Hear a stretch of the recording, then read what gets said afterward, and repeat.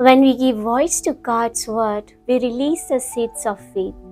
Every declaration we make carries power because heaven responds to His word, not to our feelings. Here are 5 powerful declarations you can speak over yourself, your children, and your family. First declaration for protection. At the cross, Jesus shed His blood to wash away our sins, shield us from every enemy attacks. His blood did not just drip, it was poured out from His head through thorns, His hands and feet through nails, and His side by spear, speaking forgiveness, cleansing, redemption, and covering. His blood speaks better things than any accusation of the enemy. So let's declare, the blood of Jesus covers me, my children, my household. No weapon formed against us shall prosper. Declaration for health. Before Jesus gave up His spirit, His body was whipped, bruised, and broken. The prophet Isaiah declared, surely He took our pain and bore our suffering.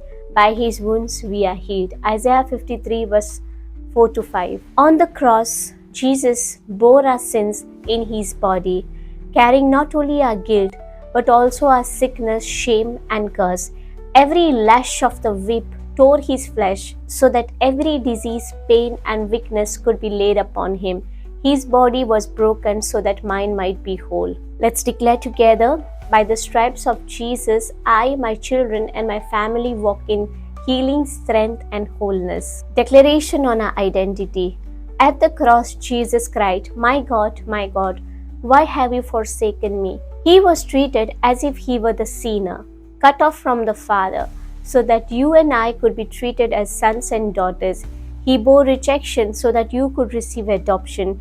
He became sin who knew no sin, that we might become the righteousness of God in Him. Let's declare together, we are sons and daughters of the Most High God, filled with His Spirit, walking in His love and in His identity. For provision, the word says, though He was rich, yet for our sake He became poor, that through His poverty we might become rich. On the cross, Jesus was stripped of everything, His clothes, His dignity, His honor, even buried in a borrowed tomb. He took our poverty so we would never live in lack. In Him we inherit every spiritual blessing and Father's daily provision. So let's declare together, Lord Jesus is a shepherd of my soul. We lack nothing.